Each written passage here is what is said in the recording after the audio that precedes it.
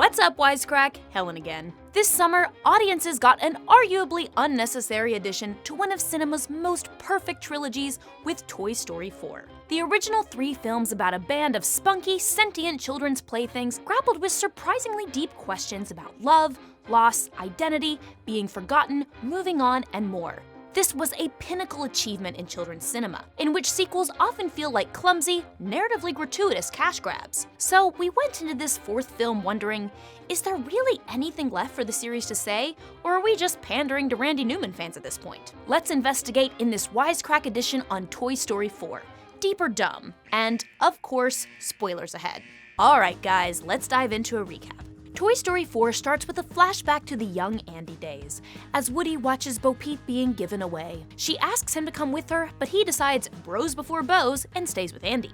Flash forward to teenage Andy giving Woody and Co. to a hyperactive kid named Bonnie. Even as Bonnie becomes increasingly less interested in Woody, his loyalty leads him to follow her to kindergarten, where he helps her create Forky, which is exactly what it sounds like. A spork with mismatched googly eyes and pipe cleaner arms. Bonnie effin' loves Forky, but Forky thinks he's trash and keeps trying to end it all in the nearest rubbish bin. Woody has to prevent Forky from trashing himself when Bonnie's family heads out on an RV trip. Mishaps ensue, and Forky is promptly kidnapped in an antique store by a sinister doll, Gabby Gabby, and her horrifying marionette minions. Lost on a playground, a hapless Woody runs into his old boo, Bo Peep, who is standing the lost toy lifestyle. Together, the gang sets out on an elaborate quest to rescue Bonnie's beloved plastic spork from Gabby Gabby. Only, it turns out Gabby Gabby just wants Woody's voice box to replace her defective one so she can convince a little girl to love her. Woody agrees to give up his voice box, the marionette performs some quick black market surgery, and in exchange, Woody gets Forky back. Everything culminates at the carnival grounds where Woody finds his calling as a lost toy and decides that this time he'll stay with Bo. They then devote themselves to helping toys find their own way. The end. Now, Pixar is known for making some of the best written and most thoughtful films out there, and the Toy Story movies are no exception. So we think it's worth asking if Woody's emotional journey is about more than regretting a breakup with a hot shepherd. We've come up with 3 possible interpretations of the film to run by you guys. Our first argument. Toy Story 4 is a tale of existential awakening. The first 3 films have brushed against existential themes, asking what it means to be a toy who loves and is loved or no longer loved. But in this 4th film, it really goes there. Nearly every character in the film has some kind of conflict with the inner voice that governs their decision-making process. Buzz struggles to make sense of his factory-issue dialogue. How do I get out of here? This planet is toxic. Closing helmet to conserve oxygen. While Woody grapples with his own conscience to parse what he should do from what he wants to do. Meanwhile, Forky's poor plastic spork brain insists that he is trash, and Gabby longs to fix her voice box so she can speak the words her toy makers intended her to. To grasp how the inner voice speaks to a key element of existentialism, we're looking to one bespectacled French philosopher, Jean-Paul Sartre. Sartre believed that we are all radically free. And because of that, it's up to us to determine who we become based on our choices. You choose the path you walk, the ice cream flavor you eat, and the YouTube videos you watch. Algorithm be damned. In his essay Existentialism is a Humanism, Sartre famously wrote that existence precedes essence, explaining that first of all man exists, turns up, appears on the scene, and only afterwards defines himself. Basically, there is no essence that defines you from birth. You first exist, then your essence is defined by your choices. You aren't born the kind of person who wears pleated khakis for fun. You become that when you choose to wear your school uniform to parties. These choices define your character. In this way, we can see Bo Peep as the consummate existentialist. She's broken free from her obligations as a toy belonging to children, and no longer feels compelled to live by any outside creed. This separation from the rules and expectations of her past is symbolized in her freeing herself from the lamp that she came with. She runs amok, exploring the world and playing with whatever kids she wants. Most importantly, she doesn't blame anyone for her choices. She is accountable to no one and holds no one accountable for herself. She is free. The other characters are all struggling with non-existential thinking. They define themselves not by the individual choices they make, but by their essence as toys as defined by their quote-unquote inner voice. This is apparent in Woody's single-minded devotion to Bonnie. He sees it as his duty to serve her, even though she's clearly no longer interested in playing with him. Regardless, he feels like he can't make the choice to be a toy without a kid. Similarly, Forky sees himself as essentially made from trash, and thus identifies entirely as said trash, rather than as a toy. No, toys. They're all toys.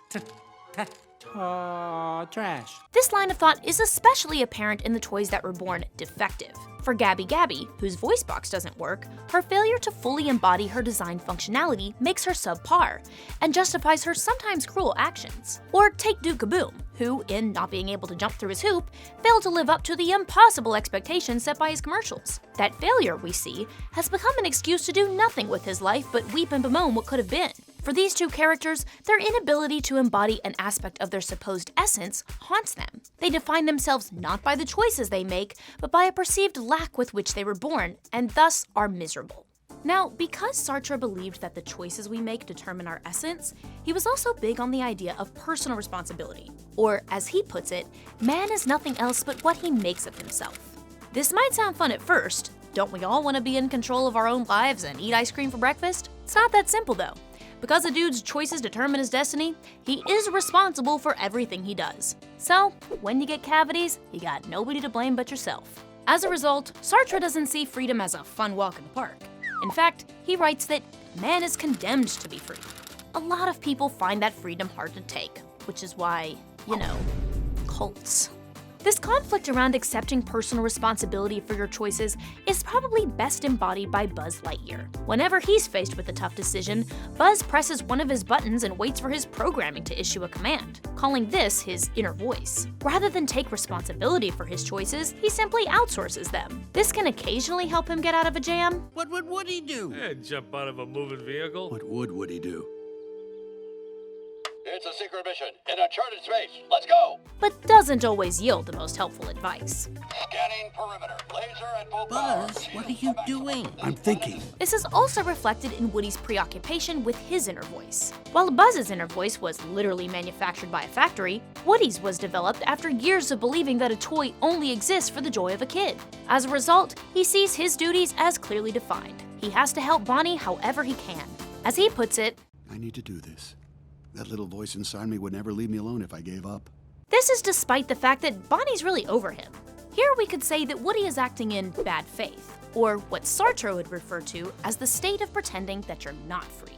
In a Burn-Happy quote, Sartre says, "Only a being which was free and which knew it was free would go out of its way, as we all do, to pretend it's not free."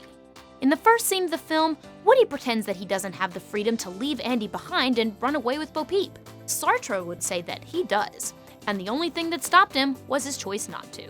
Throughout the course of the film, we watch as each character basically becomes, through a Sartrean lens, kind of really human. Most importantly, Woody chooses to stay with Bo Peep, thus embracing his radical freedom and rejecting his supposed essential purpose of being a child's plaything. Even though leaving his child behind once seemed unfathomable, he realizes that he can, and so he does. Existential crisis averted! Importantly, Buzz too has his own free will affirmed during a critical moment. He needs Bonnie to bring the family back to the antique store to rescue Woody and Forky, but she just won't notice that she left her backpack behind. After his buttons fail to guide him, he uses his own voice. Your backpack's in the antique store. Let's go! Here, Buzz recognizes that he can't rely on his factory-issued inner voice, and is forced to take action to save the day, to make a choice. When we first meet Gabby Gabby, she has an almost religious attachment to her own mythos, reading her illustrated companion book as if it's a biblical text, and treating tea time with her inattentive god, Harmony, as if it is a spiritual rite. Her life is defined by her desire to please Harmony, and she goes to extraordinary lengths to do so. But then, even when her voice box is fixed, she's still rejected by her, and the narrative in the book is proven false.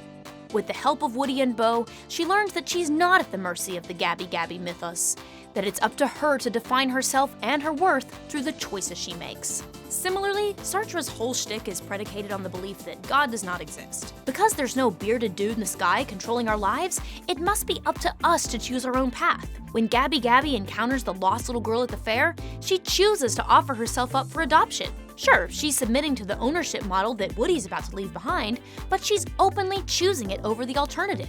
Similarly, Ducky and Bunny, the lovable Key and Peele Carnival toys, go from wanting to passively be chosen by a child who will love them to becoming super active freedom fighters, busting other stuffed animals out of the carnival booth purgatory they loathed. Meanwhile, Duke Kaboom, at the urging of Woody and Bo, chooses to leap on his motorcycle. First 4 feet, then 40, in spite of the fact that he won't land perfectly like he's supposed to in the commercial.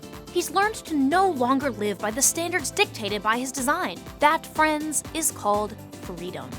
And we can't forget Forky, easily the weirdest character in the Toy Story canon. Early on, Forky identifies as trash. He was made to be a spork, and should have wound up in the warm, warm embrace of the garbage. I am not a toy. I'm a spork. Be quiet. I was made for soup, salad, maybe chili, and then the trash. I'm litter! Freedom! However, with the help of Woody, he realizes that he isn't a slave to his inner voice. He can establish a new identity as a toy who is loved by Bonnie. He's so thoroughly inculcated to his own freedoms that by the end of the film, he's even prepared to pass on some of that existential wisdom to his new love interest. We are all toys. Unique, beautiful toys. Each character's narrative arc shows them grow from a character who accepts the destiny thrust upon them to an almost eerily human-like being who makes choices that have consequences, and thus exhibits autonomy over their own existence. That's pretty beautiful. We'd grade this interpretation as a cool A, and say that, viewed through this lens, the film is deep with a capital D.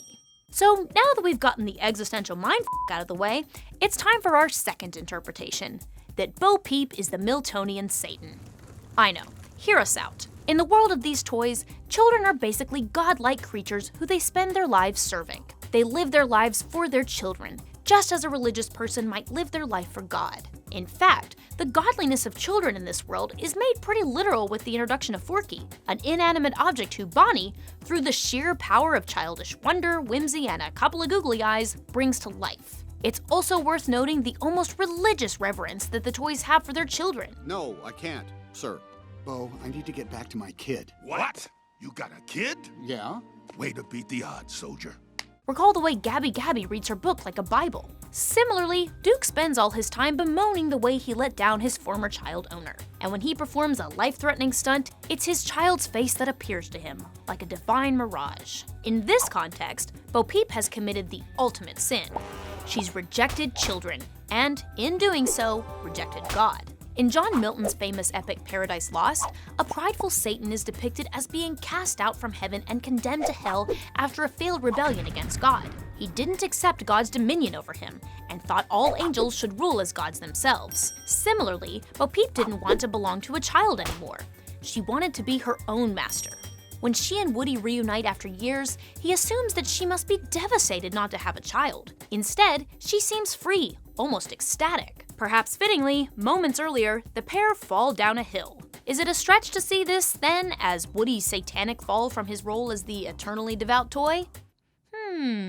Maybe. There's more, though. Satan is practically defined by his predilections as a tempter.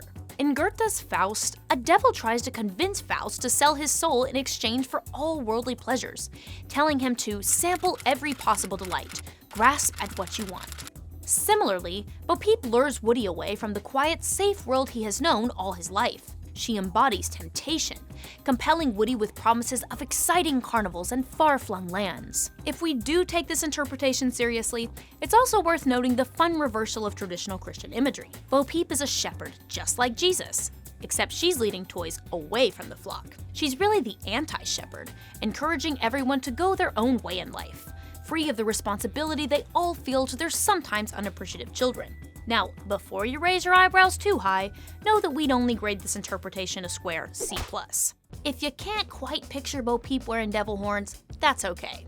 We've got one more interpretation for you. We see some definite psychological complexes exhibited by Forky, and it helps explain why he desperately wants to bathe in trash. To understand this, let's look at Sigmund Freud and Otto Rank. Now, Freud describes birth, or leaving the womb, as the first experience of anxiety and thus the source and prototype of anxiety. His one-time colleague Otto Rank took it further, suggesting that birth isn't just anxiety-inducing.